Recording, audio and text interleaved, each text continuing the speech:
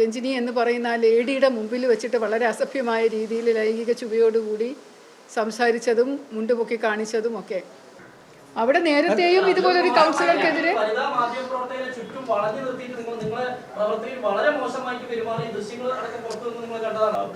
നാളെ ഞാൻ ഉണ്ടാവും, മുമ്പിലുണ്ടാവും. നാളെ വൈകിട്ടത്തെ ധർണ മാർച്ചിൽ ഞാൻ ഉണ്ടാവും. ഇതുപോലെയുള്ളൊരു ഭീകരത പോലീസ് ഇതിനു മുമ്പ് തിരുവനന്തപുരത്ത് ഒരിടത്തും കാണിച്ചിട്ടില്ല. നിങ്ങൾക്ക് തന്നെ നോക്കിയാൽ അറിയാൻ പറ്റും. ഞാൻ പോലീസിൽ 33.5 വർഷം ജോലി ചെയ്തിട്ടുള്ള ഒരു വ്യക്തിയായതുകൊണ്ട് DGPയുടെ റാങ്കിലിരുന്ന് വിരമിച്ച ഒരു വ്യക്തിയാണ്. ഈ ശ്രീ വിപിനും അദ്ദേഹത്തിൻ്റെ കൂടെയുള്ള ചില പോലീസ് ഉദ്യോഗസ്ഥരും സ്വീകരിക്കുന്ന നയം എന്ന് പറയുന്നത് തെറ്റാണ്. ഇത് ശരിയല്ല. ഒരു തെരഞ്ഞെടുപ്പ് നടക്കുമ്പോൾ എല്ലാവരോടും നിഷ്പക്ഷമായി ഒരേപോലെ പെരുമാറേണ്ട പോലീസ് ഇങ്ങനെ പെരുമാറുന്ന ശരിയല്ല എന്ന് പറഞ്ഞിരുന്നു. ഇതിനൊക്കെ അവസാനമായിട്ടാണ് നമ്മളിപ്പോൾ കഴിഞ്ഞ 2 ദിവസമായിട്ട് വട്ടിയൂർക്കാവ് പോലീസ് ചില BJP പ്രവർത്തകരെയും സംഘപ്രവർത്തകരെയും തിരഞ്ഞുപിടിച്ച് നമ്മുടെ എമർജൻസി കാലഘട്ടമൊക്കെ ഓർമ്മിപ്പിക്കുന്ന രീതിയിലുള്ള അതിക്രൂരമായ മർദ്ദന മുറകൾ നടത്തി വരുന്നതായിട്ട് കാണുന്നത്. നമ്മുടെ തന്നെ ഒരു പ്രവർത്തകനായിട്ടുള്ള ശ്രീ ബിനു, അദ്ദേഹം മലമുകൾ പള്ളിയുടെ തന്നെ ഒരു സെക്രട്ടറി സ്ഥാനത്ത് ഇരിക്കുന്ന ഒരു വ്യക്തിയാണ്, BJPയുടെ പ്രവർത്തകനാണ്. പക്ഷേ അദ്ദേഹത്തിൻ്റെ വീട്ടിൽ കയറാൻ യാതൊരു നിർവാഹവുമില്ല. രഞ്ജിനി ഭവൻ, രഞ്ജിനി ഹൗസ് എന്ന പേരുള്ള അദ്ദേഹത്തിൻ്റെ വൈഫിൻ്റെ പേരിലുള്ള വീടാണ്. അവിടെ ഒരു വിലക്ക് പ്രഖ്യാപിച്ചിരിക്കുകയായിരുന്നു കോൺഗ്രസ് പ്രവർത്തകരും CPM പ്രവർത്തകരും കൂടെ ചേർന്ന്. ഒരു കോൺഗ്രസ് പാരമ്പര്യമുള്ള ഒരു വ്യക്തിയാണ്. അദ്ദേഹത്തിൻ്റെ കുടുംബം കോൺഗ്രസ് ആണ്. പക്ഷേ കഴിഞ്ഞ ഇലക്ഷൻ തൊട്ട് അദ്ദേഹം CPMൻ്റെ കൂടെ നിന്ന് പ്രവർത്തിക്കുന്ന ഒരു സുനിൽ എന്ന പേരുള്ള ഒരു ആളാണ് രഞ്ജിനി എന്ന് പറയുന്ന ആ ലേഡിയുടെ മുമ്പിൽ വെച്ചിട്ട് വളരെ അസഭ്യമായ രീതിയിൽ ലൈംഗിക ചുവയോടുകൂടി സംസാരിച്ചതും മുണ്ടുപൊക്കി കാണിച്ചതും ഒക്കെ. ഇതിന് ഒരു പരാതി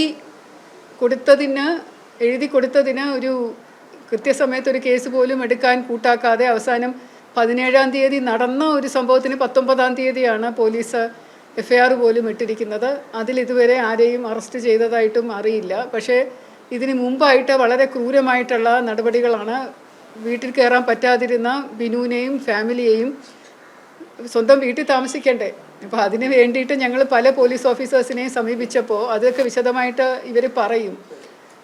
പക്ഷേ വളരെ വളരെ മോശമായിട്ടുള്ള രീതിയിൽ CPMക്കാരും കോൺഗ്രസ്സുകാരും പോലീസുകാരും കൂടെ ചേർന്ന് കുറച്ച് BJP പ്രവർത്തകരെ ഉപദ്രവിച്ച് നമ്മുടെ സീനിയർ നേതാക്കന്മാരെ പോലും ലാത്തിയും പുളിവാറും ഒക്കെ ഇട്ട് മർദ്ദിച്ചിട്ടൊക്കെയായിരുന്നു അന്ന് ദിവസം രാത്രിയിൽ ഒരു ഭീകരാവസ്ഥ സൃഷ്ടിച്ച് അന്ന് വനിതകളടക്കം വട്ടിയൂർക്കാവ് പോലീസ് സ്റ്റേഷനിൽ മാർച്ച് നടത്തിയവർക്കെതിരെ കേസ്, അങ്ങനെ നിരന്തരം കേസുകൾ എടുക്കുകയും നിരന്തരം ഉപദ്രവം ഉണ്ടാവുകയും ചെയ്തതിൻ്റെ പാരമ്യതയിലാണ് ഇന്നലെ നടന്ന സംഭവം. ഇന്നലെ ഒരു ക്ഷേത്രത്തിൻ്റെ അകത്ത് കയറി പ്രതികളല്ലാത്ത കുറച്ച് പേരെ പിടിച്ചുകൊണ്ടുപോയി പോലീസിൻ്റെ വണ്ടിയിലിട്ട് അതിക്രൂരമായിട്ട് മർദ്ദിച്ച് ശ്രീ ബിനുവിനെ, അതായത് ഈ രഞ്ജിനിയുടെ ഹസ്ബൻഡ് ബിനുവിനെ അടക്കം കണ്ണൊക്കെ അടിച്ച് പൊട്ടിച്ചുള്ള ഒരു മർദ്ദനത്തിൽ പോലീസ് ചെയ്ത് ആശുപത്രിയിൽ വെച്ചിട്ട്, ജനറൽ ആശുപത്രിയിൽ വെച്ചിട്ട് ഈ ഇടിച്ച പോലീസ് ഉദ്യോഗസ്ഥർ തന്നെ ചേർന്നിട്ടാണ് ഇദ്ദേഹത്തെ മെഡിക്കൽ കോളേജിൽ കൊണ്ടുപോകാൻ ഒരു ശ്രമം നടത്തിയതിനെ ഞങ്ങൾ തടയുകയും നിങ്ങളെല്ലാവരും അതിന് ദൃക്സാക്ഷി ആയത് ആണ്. അപ്പോൾ ഇതിൻ്റെ ഒരു വ്യക്തമായ ചിത്രം ജനങ്ങളുടെ മുന്നിൽ എത്തണം. അതിന് വേണ്ടിയിട്ടാണ് ഇന്ന് നിങ്ങളെയൊക്കെ ഇവിടെ വിളിച്ചു കൂട്ടിയത്. ഇത് തികച്ചും പക്ഷപാതപരമായിട്ട് പോലീസ് പെരുമാറിയതാണ് എന്നുള്ളൊരു മുൻ പോലീസ് ഉദ്യോഗസ്ഥയായിട്ടുള്ള എനിക്ക് നല്ലപോലെ അറിയാം. ഞാൻ പോലീസിൽ 33.5 വർഷം ജോലി ചെയ്തിട്ടുള്ള ഒരു വ്യക്തിയായതുകൊണ്ട് DGPയുടെ റാങ്കിലിരുന്ന് വിരമിച്ച ഒരു വ്യക്തിയാണ്. കൂടാതെ ഇപ്പോൾ ഞാൻ ഭാരതീയ ജനതാ പാർട്ടിയുടെ വൈസ് പ്രസിഡൻറ്റ് സ്ഥാനത്തിരിക്കുന്നു, തിരഞ്ഞെടുപ്പിലെ സ്ഥാനാർത്ഥിയായിട്ട് മത്സരിക്കുന്നു. അതുകൊണ്ട് കാച്ചാണി എന്ന് പറയുന്ന സ്ഥലത്ത്, പ്രത്യേകിച്ചും അവിടെ നെട്ടയം ആ ഒരു മലമുകൾ പള്ളി ഇരിക്കുന്ന സ്ഥലത്ത് കുറേ വർഷങ്ങൾക്ക് മുമ്പ് ഒരു BJP പ്രവർത്തകൻ പോലും ഉണ്ടാകാതിരുന്ന, വളരെ ബുദ്ധിമുട്ടിയാണ് നമുക്ക് BJPയുടെ പ്രവർത്തകരെ അവിടെ കണ്ടുപിടിക്കാൻ സാധിച്ചിരുന്നത്. പക്ഷേ കഴിഞ്ഞ 10 വർഷമായിട്ട് വളരെ നല്ല രീതിയിൽ ഭാരതീയ ജനതാ പാർട്ടിക്ക് NDAക്ക് അവിടെ പ്രവർത്തകരുണ്ട്. നിങ്ങൾക്കറിയാലോ പോലീസ് അസോസിയേഷൻ എന്ന് പറയുന്നത്, ഇപ്പോൾ പോലീസ് അസോസിയേഷൻ ഭരിക്കുന്നത് പോലും പാർട്ടിയാണ്. CPMൻ്റെ ആൾക്കാരാണ് ഇപ്പോൾ പോലീസ് അസോസിയേഷൻ്റെ നേതൃസ്ഥാനത്തിരിക്കുന്നത് പോലും. അപ്പോൾ അവരെ കൊണ്ട് വിചാരിച്ചാൽ പോലീസിനെ കൊണ്ട് ഇതുപോലെയുള്ള ക്രൂരതകൾ CPMന് ചെയ്യിക്കാൻ സാധിക്കും. അപ്പോൾ അങ്ങനെ നടന്ന ഒരു കാര്യമായിട്ടാണ് ഇപ്പോൾ മനസ്സിലാകുന്നത്. പോലീസുകാരെ കൊണ്ട് തന്നെ അവിടെ വന്ന് സംരക്ഷണം തരാമെന്ന് പറഞ്ഞ് ദൂരെ നിന്നിരുന്ന ബിനുവിനെയും ഭാര്യയും വിളിച്ച് വരുത്തി അവിടെ കൊണ്ടുവന്ന് പള്ളിയുടെ മുകളിൽ കയറി നിന്നുകൊണ്ട്, മലമുകൾ പള്ളി ഞാൻ അവിടെ പോയതാണ്, എനിക്കറിയാവുന്ന സ്ഥലമാണ്, നല്ല ഉയരത്തിലിരിക്കുന്ന പള്ളിയാണ്, അതിൻ്റെ മുകളിൽ കയറി നിന്നുകൊണ്ട് വിറകും കല്ലും ഒക്കെ വലിച്ചെറിഞ്ഞ് പോലീസിന് പരിക്കേറ്റപ്പോൾ മാറ്റിക്കാൻ, പോലീസിനെ രക്ഷപ്പെടുത്താൻ നോക്കിയ BJP പ്രവർത്തകരെയാണ് പോലീസ് വന്ന് നിഷ്ഠൂരമായി മർദ്ദിച്ചത്. അപ്പോൾ അതിൻ്റെ വീഡിയോ സഹിതം തെളിവ് ഞങ്ങളുടെ കയ്യിലുണ്ട്. എന്നിട്ട് അവരെടുത്തിരിക്കുന്ന കേസെന്ന് പറയുന്ന വലിയ പ്രഹസനമാണ്. ഏതെങ്കിലും കേസ് നിങ്ങൾ കണ്ടിട്ടുണ്ടോ? പോലീസിനെ ആക്രമിച്ച കേസിനകത്ത് BJPക്കാരും CPMക്കാരും കൂടെ ഒരുമിച്ച് നിന്ന് ആക്രമിക്കുന്ന ഒരു കേസ് പോലെയാണ് അവരെടുത്ത് വെച്ചിരിക്കുന്നത്. അതുതന്നെ വളരെ പരിഹാസ്യമാണ്, അപഹാസ്യമാണ്. BJPക്കാരുടെ കൂട്ടത്തിൽ നിന്നുകൊണ്ട് CPMക്കാരും കൂടെ ചേർന്നിട്ടാണ് പോലീസിനെ ആക്രമിച്ചതെന്ന് പറഞ്ഞൊരു കേസ് എടുക്കുമ്പോൾ അത് എന്തുമാത്രം തലതിരിഞ്ഞ കേസാണ്, തെറ്റായ രീതിയിൽ എടുത്ത കേസാണെന്ന് നിങ്ങൾക്ക് മനസ്സിലാവും. അത് സീനിയറായിട്ടുള്ള ഏതെങ്കിലും ഒരു ഉദ്യോഗസ്ഥൻ അന്വേഷിച്ച് കഴിഞ്ഞാൽ അത് കേസ് പൊളിഞ്ഞു പോകത്തേ ഉള്ളൂ. പക്ഷേ ആ കേസിന് വേണ്ടിയിട്ടാണ് ഇപ്പോൾ ആളുകളെ ആവശ്യമില്ലാതെ അറസ്റ്റ് ചെയ്ത് കൂട്ടുന്നത്. അപ്പോൾ ഈ കേസിനകത്ത് പഴയ കൗൺസിലറായിട്ടുള്ള കാച്ചാണി കൗൺസിലർ രമയും ഇപ്പോഴത്തെ കൗൺസിലറും ഒക്കെ പ്രതികളാണ്. അവരൊക്കെ അവിടെ ഉണ്ടായിരുന്നതാണ്. പക്ഷേ തിരഞ്ഞു പിടിച്ച് അറസ്റ്റ് ചെയ്യുന്നത് മുഴുവനും BJPയുടെ പ്രവർത്തകരെയാണ്. അതും പ്രവർത്തകരെ അറസ്റ്റ് ചെയ്യുക, പ്രതികളല്ലാത്തവരെ പോലും ഇന്നലെ ക്ഷേത്രത്തിനുള്ളിൽ കയറി അടിച്ച് പരത്തി ആ ക്ഷേത്രം മുഴുവൻ നശിപ്പിച്ച് അവിടുത്തെ പഠനമുറി മൊത്തം നശിപ്പിച്ചിട്ടാണ് ആളുകളെ പിടിച്ചുകൊണ്ട് പോയത്. അപ്പോൾ ഇങ്ങനെയുള്ളൊരു പ്രവൃത്തി പോലീസ് ചെയ്യുമ്പോൾ കാട്ടാളത്തം എന്നല്ലാതെ അതിനെ എന്ത് പറയും?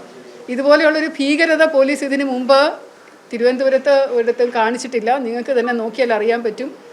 ഈ പാർട്ടി പ്രവർത്തകരെ ഇതുപോലെ തല്ലി ചതച്ചിട്ടുള്ള, ഇത്രയും ക്രൂരമായിട്ട് ഉപദ്രവിച്ചിട്ടുള്ള ഒരു സംഭവം ഇതിനു മുമ്പ് വേറെ ഉണ്ടായിട്ടില്ല. അപ്പോൾ ഇത് നമ്മുടെ അടിയന്തരാവസ്ഥയൊക്കെ ഓർമ്മിപ്പിക്കുന്ന രീതിയിലുള്ള ഒരു ക്രൂരത എന്ന് പറയുന്നത് തീർച്ചയായിട്ടും തിരഞ്ഞെടുപ്പില്ല. ഇവർക്ക് ഭയമുണ്ട്. ഈ LDFനും UDFനും ഒക്കെ ഭയമുണ്ട്.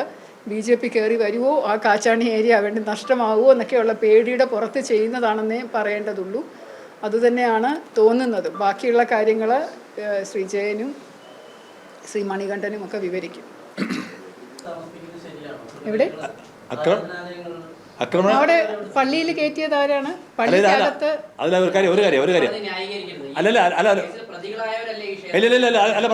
കേസുകൾ പ്രതിയായല്ല. അല്ലല്ല, അവരെ പിന്നെ FIR ഇട്ടതാണ്. ന്യായീകരിക്കാൻ വേണ്ടി പിന്നെ നിങ്ങൾ വെരിഫൈ ചെയ്ത് നോക്കുക. അവർ പ്രതികളല്ലായിരുന്നു, പിടിച്ചുകൊണ്ട് പോയി ഇടിച്ച ശേഷം ഇട്ട FIR ആണത്. നിങ്ങളെ ഒരു കാര്യം മനസ്സിലാക്കേണ്ടത്, ഒരു കാര്യം സുഹൃത്തെ, ഇല്ല ഇത് വെറുതെ കള്ളം പറയാണ്. നിങ്ങൾ ഉണ്ടാക്കുന്ന കഥയാണ്. ഇവരാരും പ്രതികളല്ല. ഇവര് ആരാധനാലയത്തിൽ അല്ല, ഉണ്ട്, പിടിക്കാൻ പാടില്ല. കാരണം ക്ഷേത്രം എന്ന് പറയുന്നത് പരിപാവനമായിട്ടുള്ള സ്ഥലമാണ്. അതിനകത്ത് ക്ഷേത്രത്തിലെ ആൾക്കാരുടെ അനുവാദമില്ലാതെ പോലീസ് ഓഫീസേഴ്സിന് കയറാനോ തല്ലിച്ചവിട്ടി പുറക്കാനോ അധികാരമില്ല. അന്യായമാണ്. ക്ഷേത്ര ആൾക്കാർ പരാതി കൊടുത്തു കഴിഞ്ഞാൽ ഈ പോലീസുകാർക്ക് ആരും നടപടി എടുക്കുന്നില്ല. മെഡിക്കോ ലീഗൽ കേസ് തന്നെ റിപ്പോർട്ട് ചെയ്തിട്ട് കേസ് എടുത്തിട്ടില്ലല്ലോ. ക്ഷേത്ര അധികാരികളെ പരാതി കൊടുത്തിട്ട് ആ പോലീസിനെതിരെ കേസ് എടുത്തിട്ടില്ലല്ലോ. കേറാൻ പാടില്ല. ഏതെങ്കിലും പള്ളി കയറുവോ? മുസ്ലിം ദേവാലയത്തിൽ കയറുവോ? ഏതെങ്കിലും സർക്കുലർ ഉണ്ട്. കയറാൻ പാടില്ല. നിങ്ങളൊന്ന് വെരിഫൈ ചെയ്ത് നോക്ക. പോലീസ് സർക്കുലേഴ്സ് ഒന്ന് അടിച്ച് നോക്ക്. കയറാൻ പാടില്ല. ഒരു ആരാധനാലയത്തിലും അവരുടെ അനുവാദമില്ലാതെ പോലീസിനെ ഒന്നിനും കയറാൻ പാടില്ല. കുറ്റക്കാര് നിങ്ങൾക്കറിയാമല്ലോ, പണ്ടത്തെ ആ ഒരു പഞ്ചാബിലെ ഉണ്ടായ സംഭവം പോലും അനധികൃതമാണെന്നുള്ളത് സുപ്രീം കോടതി വിധി വരെയുണ്ട്. ഗോൾഡൻ ടെമ്പിളിൽ കയറി ഒളിച്ചിരുന്നിട്ട് പോലീസ് കയറി ആക്രമിച്ചത് ഭയങ്കര തെറ്റായിരുന്നില്ല? അതിൻ്റെ പേരിലല്ലേ സർക്കാർ പോലും വീണത്? കയറാൻ പാടില്ല. സെൻട്രൽ ഗവൺമെൻറ് ഓർഡേഴ്സ് ഉണ്ട്, സ്റ്റേറ്റ് ഗവൺമെൻറ് ഓർഡേഴ്സ് ഉണ്ട്, സുപ്രീം കോടതി ഗൈഡ് ലൈൻസ് ഉണ്ട്. സുപ്രീം കോടതി ഗൈഡ് ലൈൻസിനേക്കാളും മുകളിലല്ലല്ലോ വേറൊന്നും. ഓരോ ആരാധനാലയത്തിലും പോലീസിന് പ്രവേശിക്കാൻ അനുവാദമില്ല. അല്ല, ക്ഷേത്രമാണ്. ആരുടെയാണെങ്കിലും അല്ല, ക്ഷേത്ര സംരക്ഷണ സമിതി എന്ന് പറയുന്നതാ, അത് രാഷ്ട്രീയമൊന്നും അതില്ല. ക്ഷേത്ര സംരക്ഷണ സമിതിയുടെ അത് രാഷ്ട്രീയമൊന്നുമില്ല. നിങ്ങൾ ഒരു കാര്യം മനസ്സിലാക്കേണ്ടത്, ഇനി അറസ്റ്റ് ചെയ്തു ഇങ്ങനെ ക്രൂരമായി മർദ്ദിക്കാമോ? അതാണ് നിങ്ങൾ മറുപടി. നിങ്ങൾ നാളെ സഹോദരനാണ് ഈ മർദ്ദനമേറ്റാൽ. ഈ ബിനു എന്ന് പറഞ്ഞ ആൾ താങ്കളുടെ സഹോദരനാണ്. അംഗീകരിക്കാൻ പറ്റുമോ? ആള് പരാതിക്കാരിയുടെ ഭർത്താവ് എന്നുള്ളൊരു കാരണം കൊണ്ട് മാത്രമാണ്. നിങ്ങൾ എന്തുകൊണ്ട് പരാതി കൊടുത്തു? ഒരു സുനിൽ എന്ന് പറയുന്ന പ്രവർത്തകനെതിരെ പരാതി കൊടുക്കാൻ ധൈര്യം എവിടെ നിന്ന് കിട്ടി? പോലീസിന്റെ അടി കൊണ്ടോ എന്ന് പറഞ്ഞ് ചെയ്യിച്ചതാണ് ഇത് മുഴുവൻ.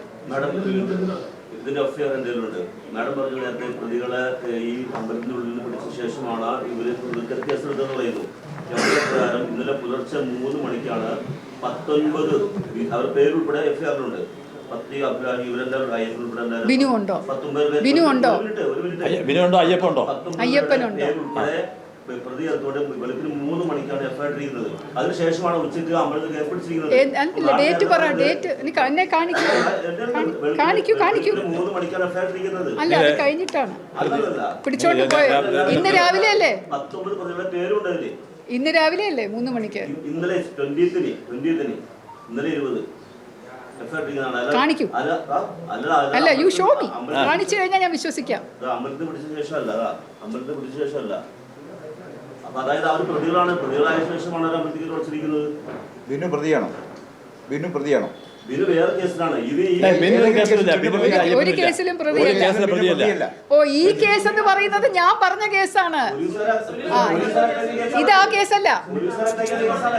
അല്ലല്ല, ഞാൻ പറഞ്ഞില്ലേ, CPM കാരെയും BJP കാരെയും ഒരുമിച്ച് ചേർത്ത് എടുത്ത കേസാണ് ആ 3 മണിക്കുള്ള 3. ആ കേസിനകത്ത് ഇവരാരും പ്രതികളല്ല. അവിടെ നേരത്തെയും ഇതുപോലൊരു കൗൺസിലർക്കെതിരെ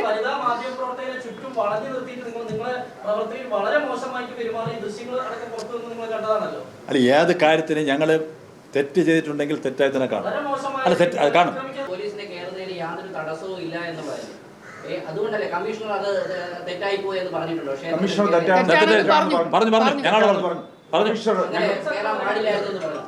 കയറാൻ പാടില്ലായിരുന്നു എന്ന് പറഞ്ഞു കമ്മീഷണർ പറഞ്ഞു. ഇനി വേറെ സ്പെഷ്യൽ ബ്രാഞ്ച് പരാജയം എന്ന് റിപ്പോർട്ട് ചെയ്യണമല്ലോ. സ്പെഷ്യൽ ബ്രാഞ്ച് പരാജയമാണ്. ഈ പോലീസ് മൊത്തം പരാജയമാണ്. ഈ തെരഞ്ഞെടുപ്പ് അവസാനം ഈ പിണറായി സർക്കാരിൻ്റെ അവസാന നാളുകളാണ്. അതുകൊണ്ട് നമ്മൾ അതിനെക്കുറിച്ചൊന്നും അങ്ങോട്ട് പോകുന്നില്ല. ഇപ്പോഴും പോലീസിൻ്റെ ഒരു ഗുണത്തിൽ വിശ്വാസമുണ്ട് ഞങ്ങൾക്ക്. പോലീസ് സത്യസന്ധമായിട്ട് കാര്യങ്ങൾ ചെയ്യും എന്നൊരു വിശ്വാസമുണ്ട്. അതുകൊണ്ടാണ് ഇപ്പം ഞങ്ങൾ വളരെ സമാധാനമായിട്ട് ഇരിക്കുന്നത്. വിശ്വസിക്കുകയാണ്.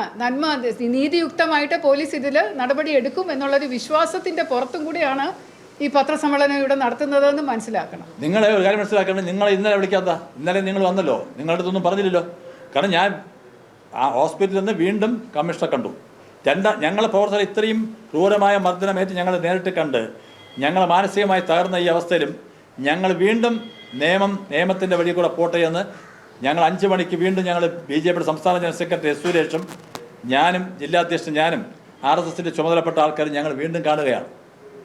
സാർ, എന്താണ് ഇനി പരിഹരിക്കാൻ എന്ത് വേണം?